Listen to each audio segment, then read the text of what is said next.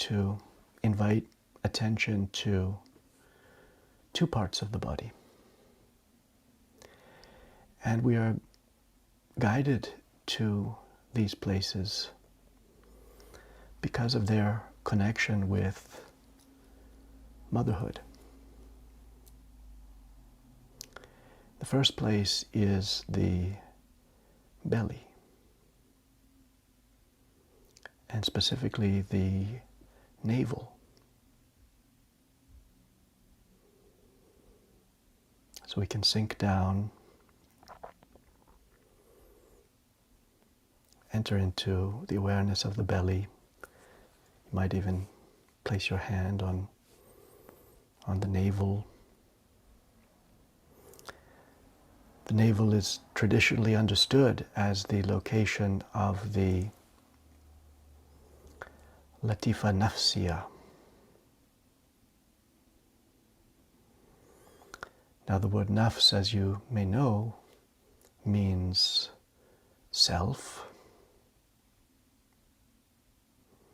ego identity.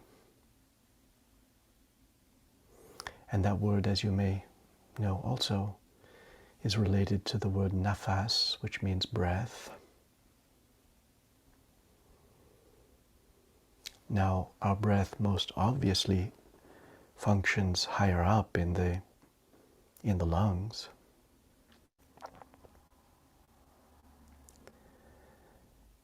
But to get a deep breath, you have to breathe right down into the belly. You have to let the diaphragm expand. You have to watch the belly rise and fall.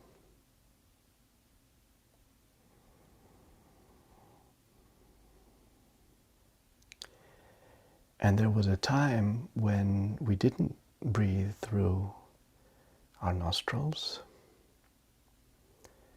We breathed through the navel, through the umbilical cord.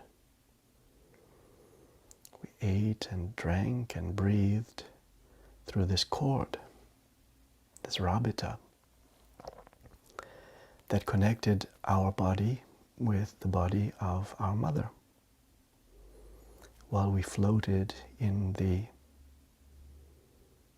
amniotic fluid of the womb.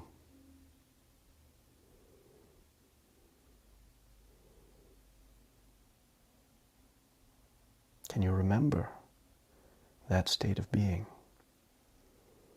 How the mother's heartbeat reverberated through the water of life in which you floated, and how you didn't have to take a breath or reach for something to quench your thirst or satisfy your hunger, because you were naturally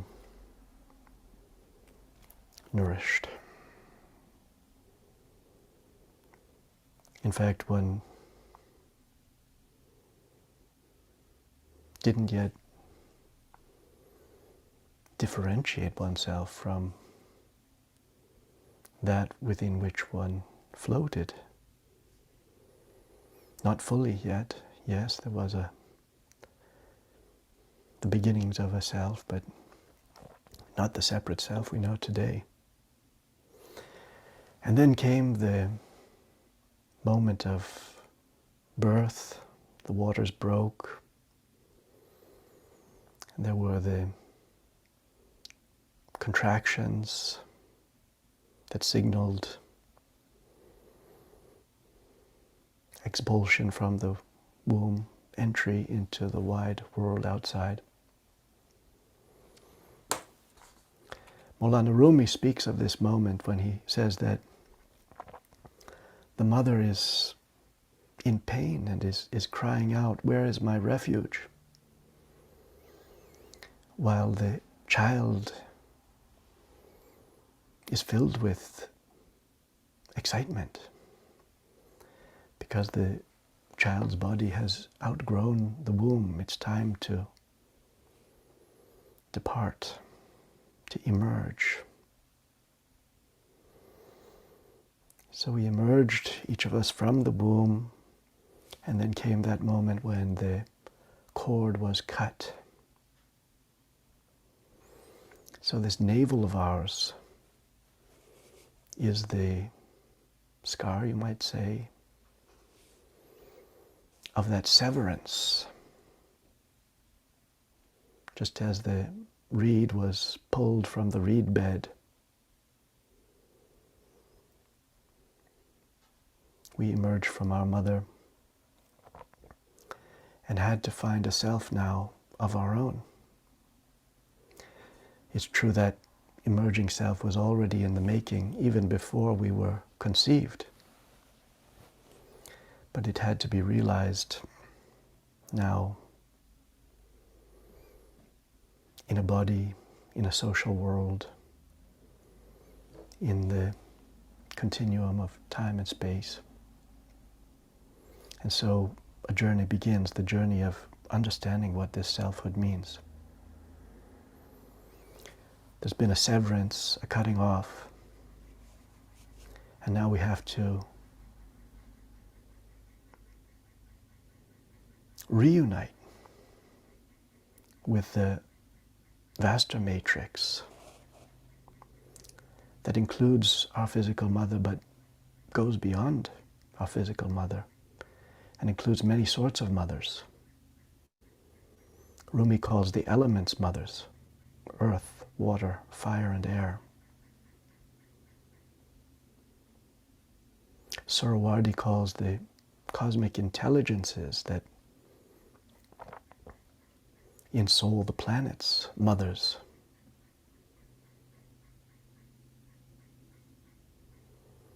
The divine names: Hayy, Alim, Qadr, Murid, Sami, Basir,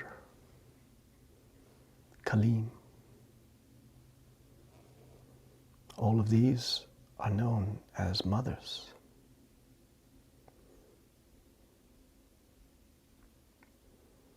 Containing within them the Sophianic world soul and Mother Earth herself.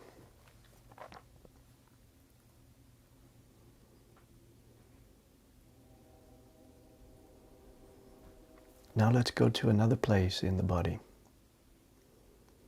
and that's the heart.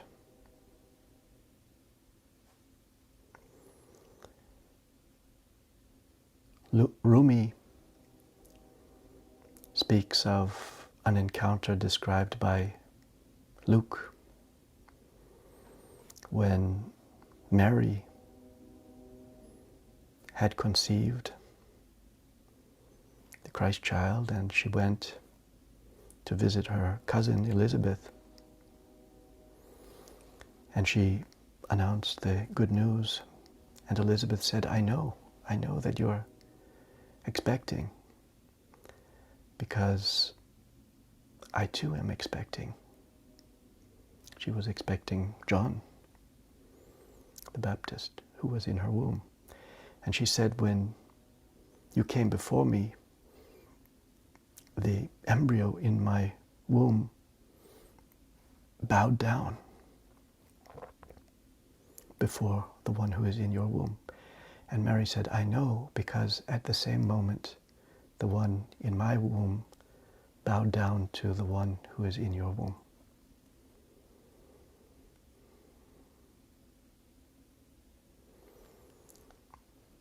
Something is born in a womb, and that womb is the heart. The Messiah is the symbol of it, the symbol of what is born in the womb of the heart.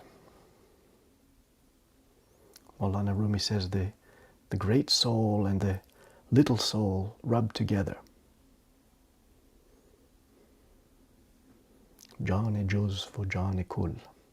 The little soul and the great soul rub together, and something goes out from the great soul, a pearl, and it goes into the heart womb of the little soul. And that pearl grows, and it will become the Messiah who ushers in resurrection.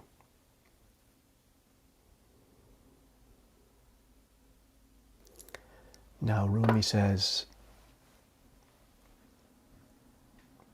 everything is a mother.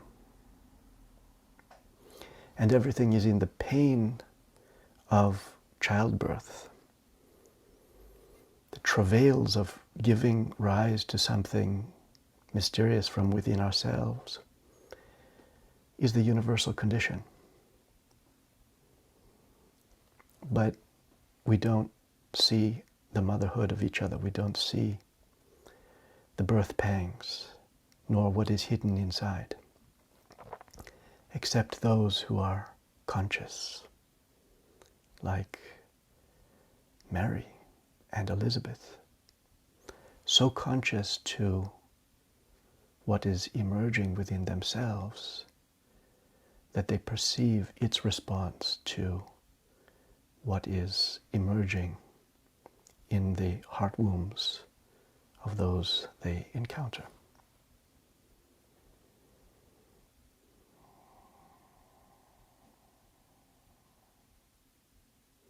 Do you sense a hidden life inside your heart, inside your heart womb?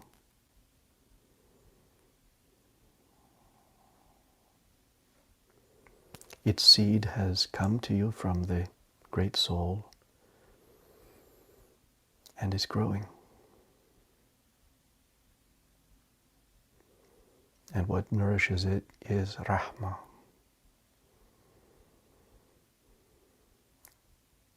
caring attention.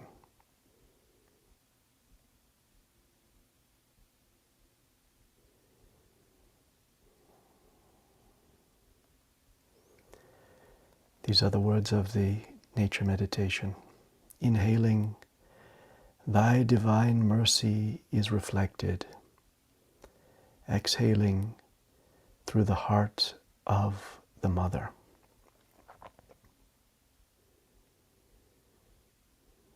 Inhaling, thy divine mercy is reflected. Exhaling, through the heart of the mother.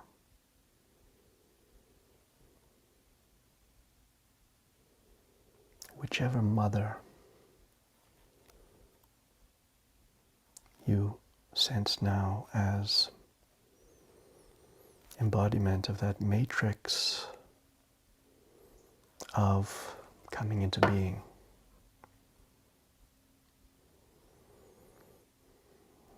Notice it on the breath, in the belly, in the heart, or anywhere in the body.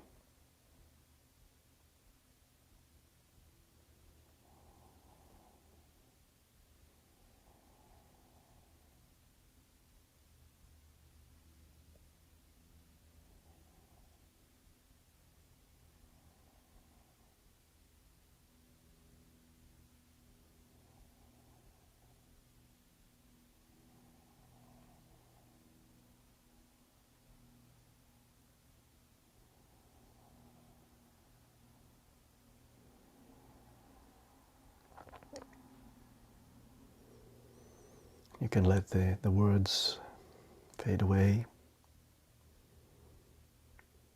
but let's keep this Rahmah alive.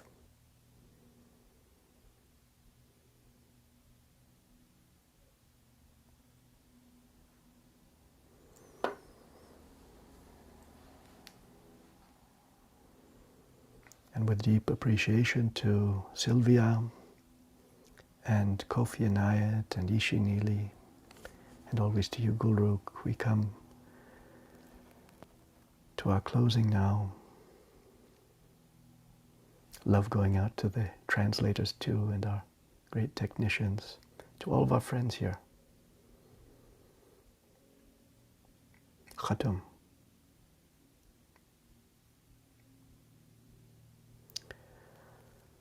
O thou who art the perfection of love, harmony and beauty, the sovereign of heaven and earth. Open our hearts that we may hear thy voice, which constantly comes from within. Disclose to us thy divine light, which is hidden in our souls, that we may know and understand life better. Most merciful and compassionate God, give us thy great goodness. Teach us thy loving forgiveness. Raise us above the distinctions and differences which divide us. Send us the peace of thy divine Spirit, and unite us all in thy perfect being. Amen.